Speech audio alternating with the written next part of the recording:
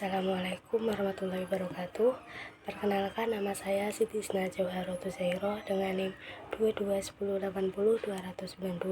Saya di sini akan mempresentasikan mata kuliah pelatihan dan pengembangan untuk memenuhi tugas UTS Bapak Mahfud Asyari. Saya akan membawakan materi mengenai proses manajemen kerja. Nah, manajemen kerja itu apa sih? Manajemen kerja itu proses tujuan kinerja, establishing dan perencanaan intervensi dan program untuk memotivasi dan mengembangkan karyawan untuk meningkatkan kinerja mereka. Nah, SMART goals, tujuan SMART ini bersifat spesifik, terukur, dapat dicapai, relevan, dan memiliki kerangka waktu. Nah, yaitu yang pertama ada spesifik. Tujuan harus spesifik mengenai perilaku yang akan dilakukan atau tingkat kinerja. Tujuan spesifik ini lebih efektif daripada tujuan umum atau melakukan yang terbaik. Nah, yang kedua tadi akan ada terukur. Nah, terukur ini harus memungkinkan untuk menentukan apakah tujuan lebih tercapai.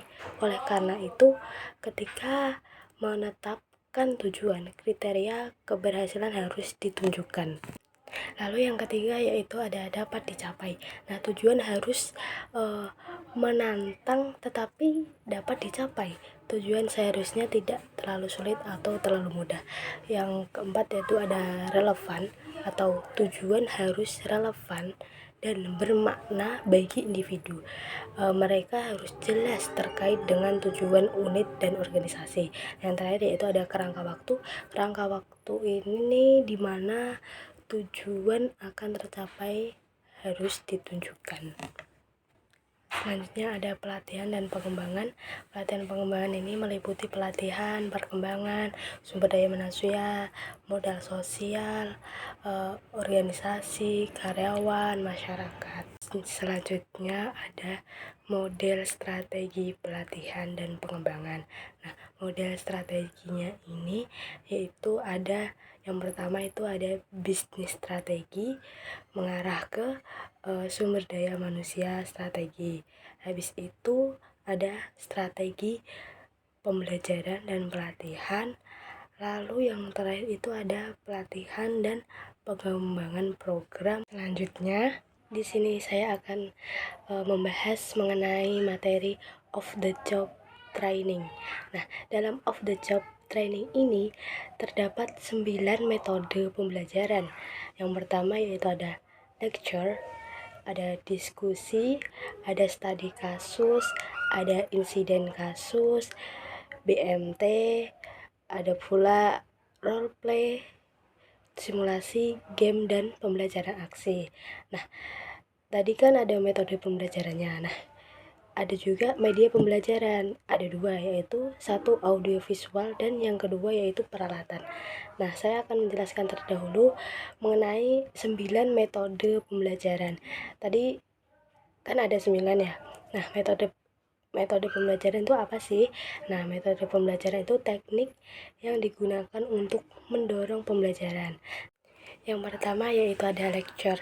Nah, lecture ini yaitu pelatihan menyajikan kepada peserta pelatihan konten yang akan dipelajari. Nah, yang kedua yaitu ada diskusi.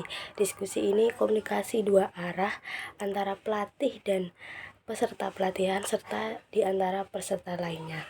Nah, yang ketiga yaitu ada studi kasus. Peserta pelatihan mendiskusikan, menganalisis, dan memecahkan masalah berdasarkan situasi nyata. Nah, yang keempat yaitu ada insiden kasus.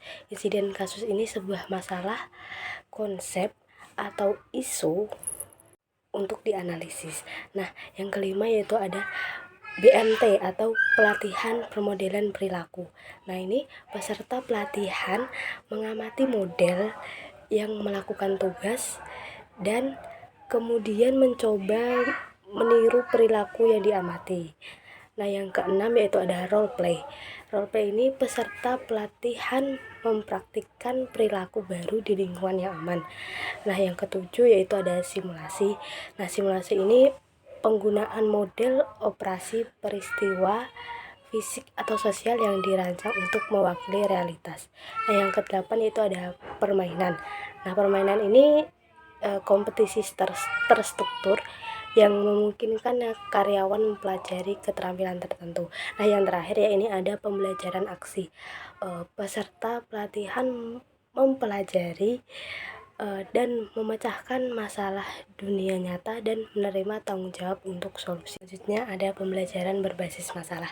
Nah, metode pelatihan yang diharuskan ke peserta pelatihan untuk memecahkan masalah terbuka nyata atau simulasi. Nah, ada juga pembelajaran tindakan. Nah, metode pelatihan di mana peserta pelatihan memecahkan masalah dunia nyata dan menerima tanggung jawab untuk solusinya. Lalu ada media. Tadi kan medianya ada dua. Nah, media yang digunakan untuk menyampaikan konten dan metode pelatihan kepada peserta pelatihan. Nah, metode yaitu kan ada dua tadi medianya. Yang pertama metode audiovisual, yaitu berbagai bentuk dari media yang digunakan untuk menggambarkan poin-poin penting atau menunjukkan tindakan atau perilaku tertentu. Nah, yang kedua yaitu ini ada pemilihan instruksional metode, yaitu ada biaya dan ketersediaan sumber daya. Yang kedua ada aplikasi di tempat kerja.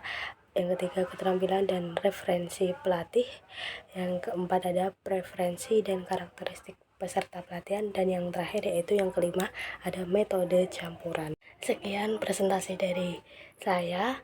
Mungkin ada kurang lebihnya mohon maaf, mungkin ada yang belum jelas atau kurangnya fokus saya terhadap menyampaikan materi. Kurang lebihnya mohon maaf. Wassalamualaikum warahmatullahi wabarakatuh.